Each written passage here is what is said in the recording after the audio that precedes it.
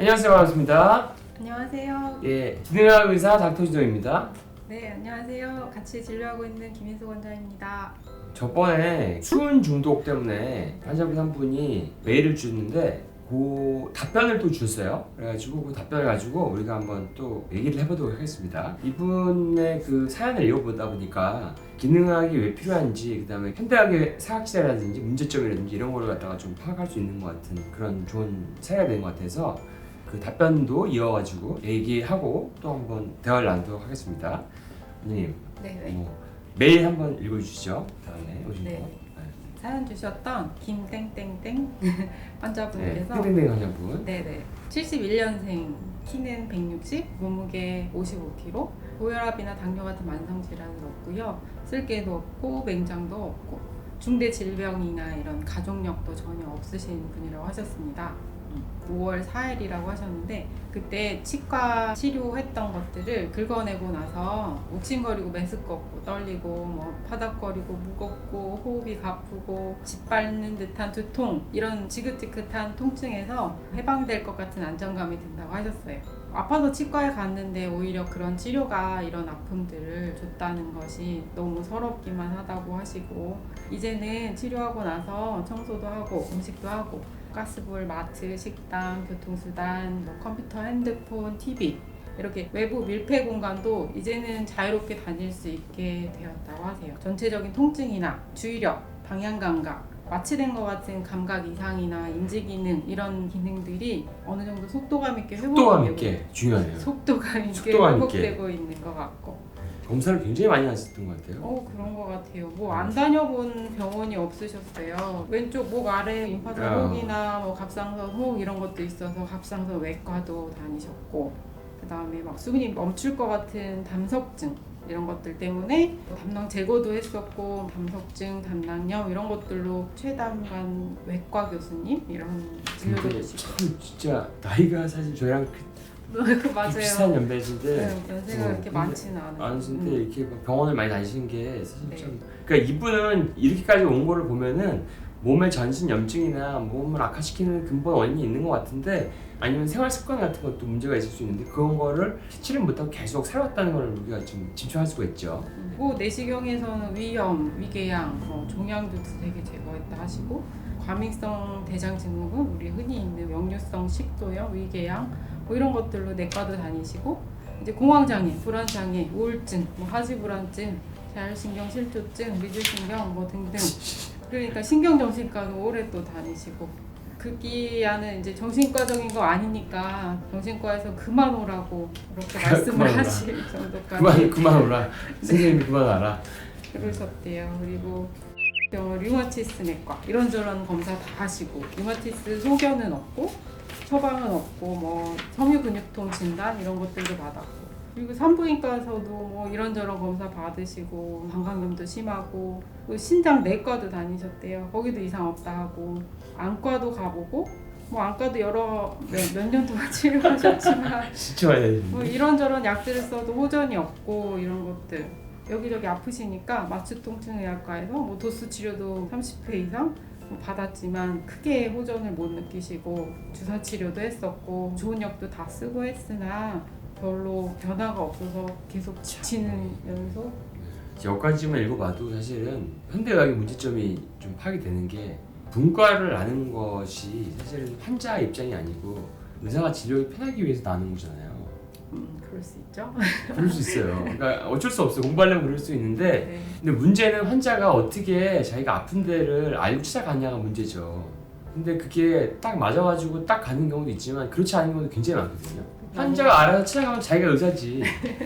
근데 이분이 이제 마지막에 많은 거를 겪고 나서 김땡땡 환자분께서 이제 하신 얘기가, 이렇게 이제 기능의학을 접하게 되고 알게 되어서 궁극적으로는 이런 통증을 해결할 수 있는 치료를 할 수 있게 된데 정말 감사하고 다행이라고 생각하신다고 하셨어요. 중요한 거는, 그러니까 우리 기능학은 통찰하는 거, 전체를 보는 거예요. 그러니까 사람을 검사 수치로 보는 게 아니라, 예를 들어서 뭐 쉽게 얘기하면은 만성 피로라든지 뭐 어지러움증이라든지 이런 게 참 애매한 거거든요.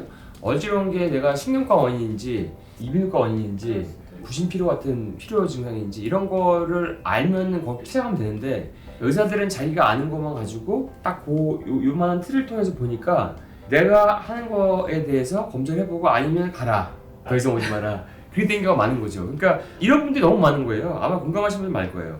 예전에 제가 몸에서 엄청난 고열이 난 적이 있었거든요. 아 원장. 예, 고열이 난 적이 있었어요. 제가 사실 몸 관리도 잘하고 영양제도 잘 먹고 운동도 많이 하고 하는데 고열이 엄청 났거든요.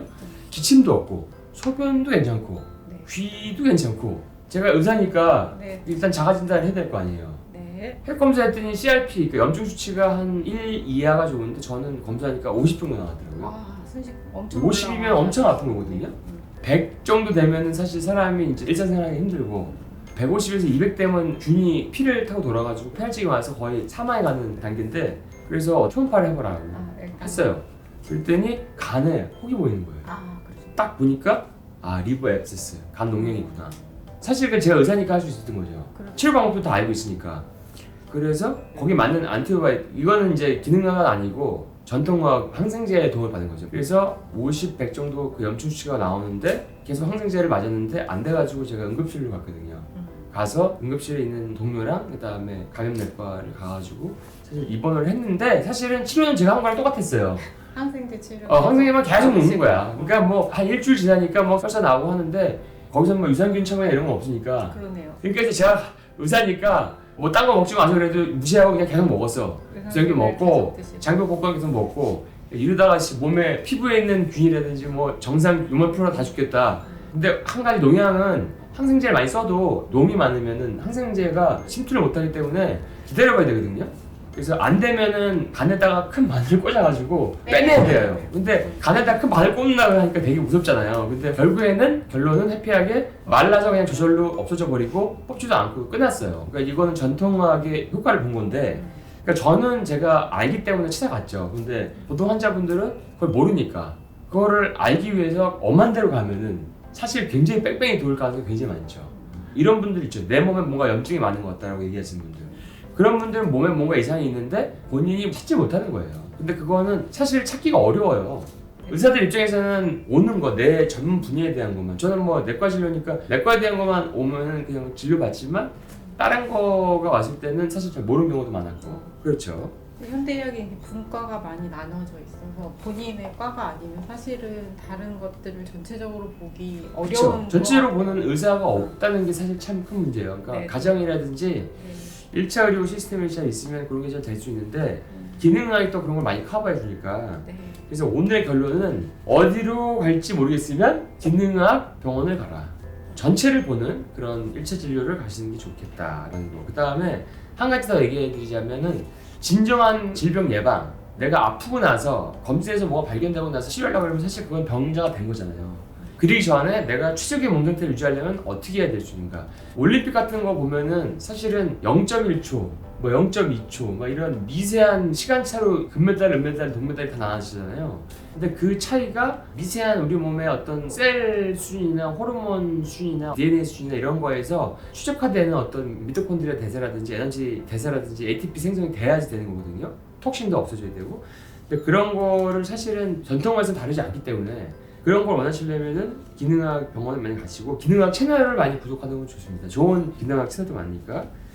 그래서 이제 그런 걸로 오늘 환자분의 메일을 보니까 갑자기 그 생각이 나서 네. 그걸 한번 정리를 해드렸습니다. 그리고 사실 저희가 이제 앞으로 난치성 환자들이 많아가지고 부인과 쪽 환자분들 많아서 또 기능학 산부인과 선생님이랑 줄기세포 같은 거, 줄기세포가 또 파킨슨이랑 자가면역 같은 데 굉장히 도움을 많이 주거든요. 그래서 그런 것들도 좀 세팅하고 있으니까 그런 쪽에 질환 가지신 분들, 또 관절 안 좋은데도 줄기세포가 굉장히 많이 도움이 되니까 그런 것도 좀 기대해 주시면 좋겠고, 저희가 좀 더 좋은 치료를 하기 위해서 많이 준비를 하고 있습니다. 그래서 오늘 김땡땡땡 환자분의 사연을 통해서 저희가 현대의학의 문제점과 기능하게 할 수 있는 거, 그런 것들을 한번 얘기를 해봤습니다. 여러분들이 좀 공감이 가셨는지 모르겠네요. 그럼 다들 건강하시고 네. 다음 시간에 또 즐거운 주제로 뵐게요. 다들 건강하세요. 안녕하세요. 예.